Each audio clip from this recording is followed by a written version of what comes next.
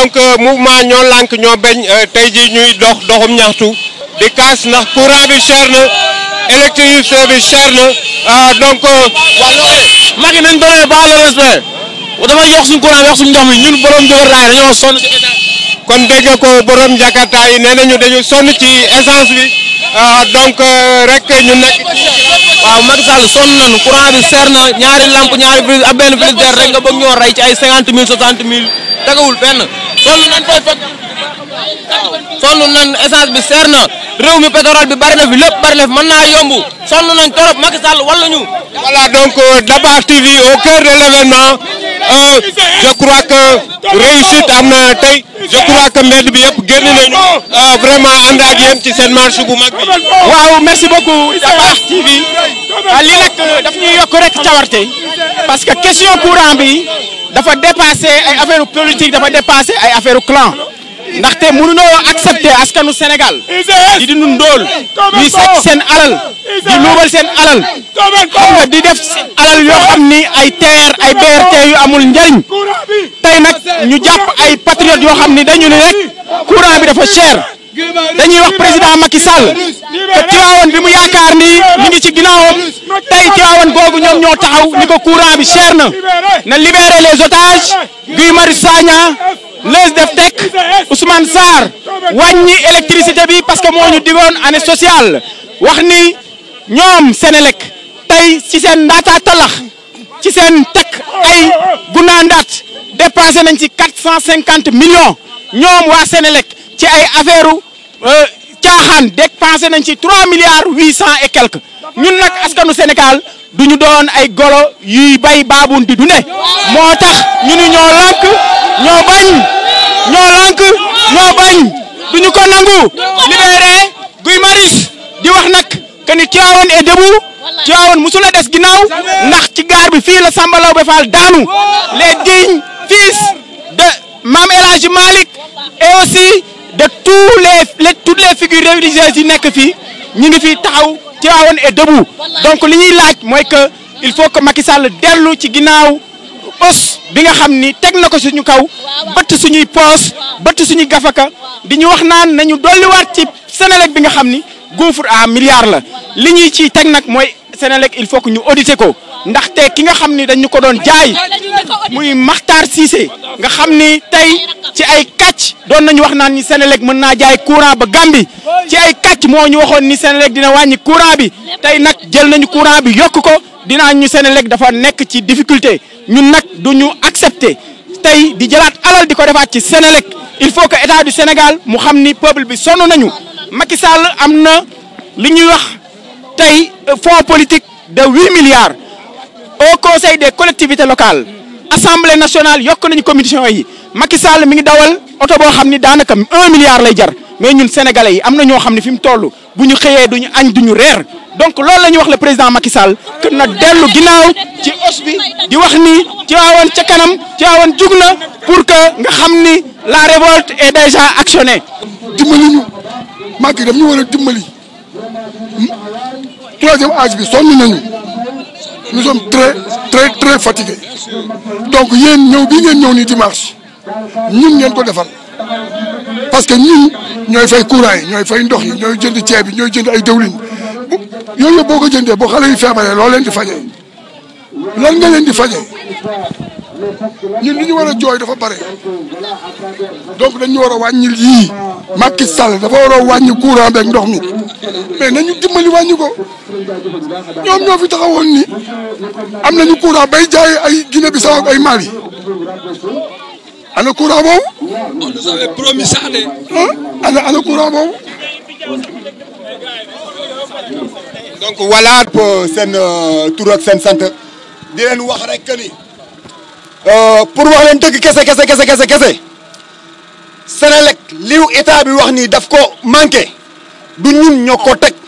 donc du ñun ñoo ko war a fay réew mi daf ci am ay agence ak ay organisme yoo xamante ni ay lekkkaayu xaalis la foofu la nguur gi def xaalisam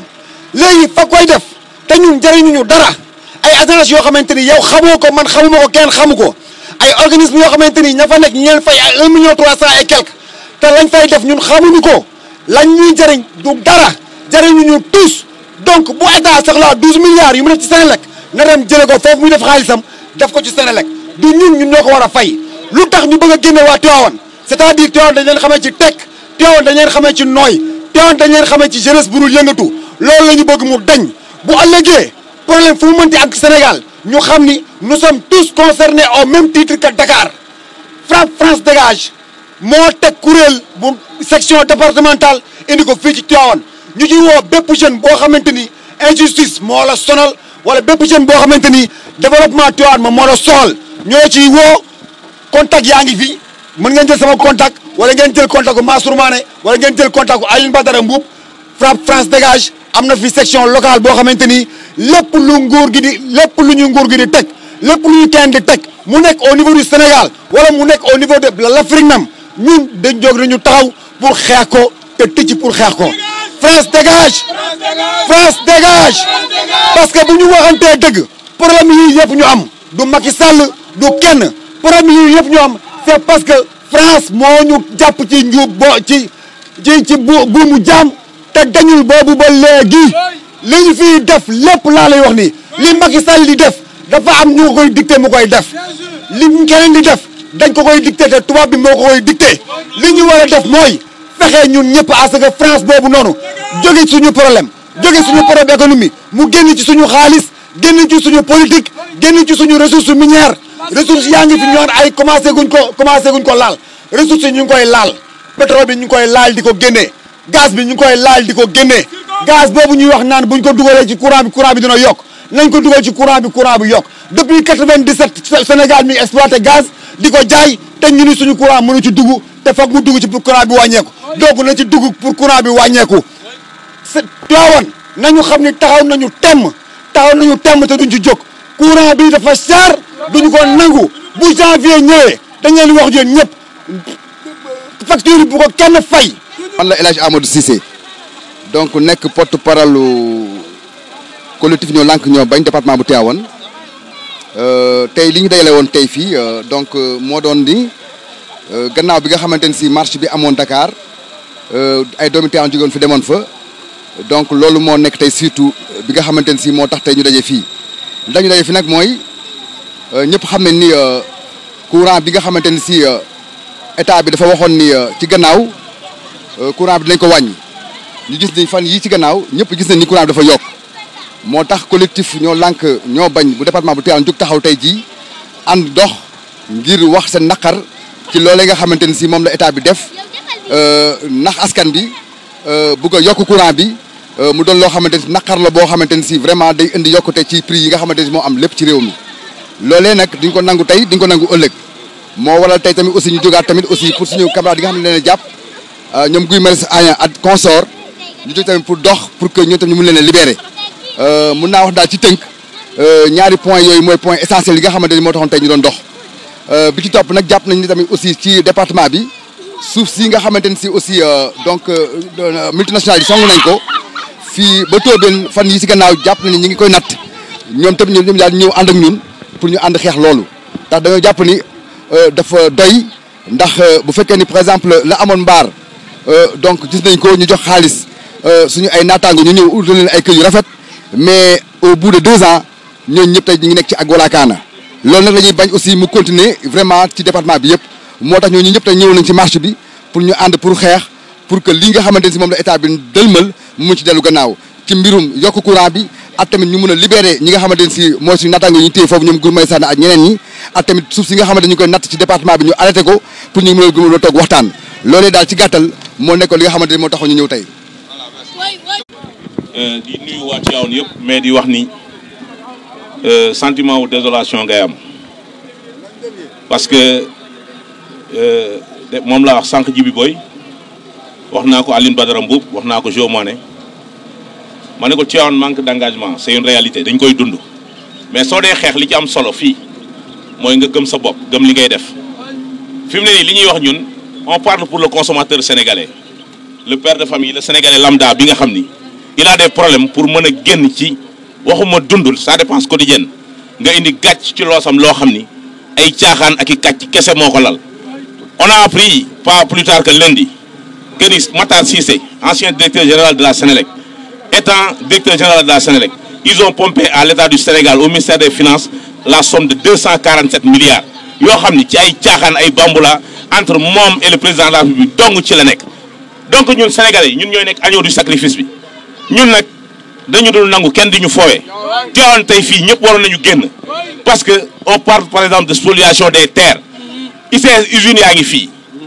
Domaine Power mi ngi fii GCO mi ngi fi ICS mi ngi fi Taïba mi ngi fi depuis 2012 Macky Sall accédé au suffrage universel et Sénégalais yi jox ko 65% de nos suffrages amul benn yoon bu ICS Taïba embauché vous croyez que ça c'est normal li ñuy wax ni père de famille yi fi nekk yëpp ku ne xam na ni loxo yi fi nekk jotuñu seen ginnaaw la main d'œuvre bi nga xam ne par exemple mooy assurer usines yi ay doomi Tivaouane ñoo fay journalier alors s'il s'agit d'embauchement ñu dem wuti ñeneen indi leen le Tivaouane est fatigué donc le Sénégalais est fatigué ñu bëgg ñoo gouverner ci ay kàcc kese fii waroon a fees dell donc hôpital Dabakh c'était un problème biñ koy xeex ku nekk da nga dëkk sa kër man y a une personne qui m'a appelé nii ma dañuy yokk urgence yi ticket 3000 ma ne ko dañ ko def 10 000 francs au moment où on se battait yaa ngi tëdd sa kër ñu lay woo ay réunion ngay bañ donc li ci am solo mooy l'engagement li ci des mooy association la jiite c'est des jeunes yu nga xam ne par exemple c'est des diplômés la particularité amuñu fu ñu jëm donc ñu initiative privée mooy jënd seen moto ils sont tout le temps confrontés à des problèmes suñu leen arrêté wul tey ramasse leen soo liggéey ñu ngi leen di néewal doole donc dañu sonn ci loolu Tivaouane sonn na doomi Tivaouane nañu xeexal seen bopp kenn du leen xeexal asalaamaaleykum wa rahmatullah. donc voilà kon lii lañ leen jëlali woon tey fii ci marche li nga xam ni ñoom ñoo lànk ñoo bañ di section bu Tivaouane kon mu nekk des jeunes yoo xam ni ñu ngi nii taxaw pour la plupart waa Tivaouane lañu te ñoom tamit ñu ngi def seen partition ci lutte bi rek pour ñu wàññi courant bi partout dans le Sénégal ndax bu fekkee ne nag ressources minières yëpp feeñ nañu fii ci Sénégal les ressources énergétiques ñu yokk courant bi alors xel dafay tey looloo tax nag ñii ci suñu ginnaaw alors amaloon marche bu rëy boobu FM TV àndoon ak ñoom gunge leen ba ci fii ci terrain football bu Kër Matar nag kon mu doon Cheikh Ahmed Tidiane Kane Pape Ndongo Pouy pour Dabakh FM TV.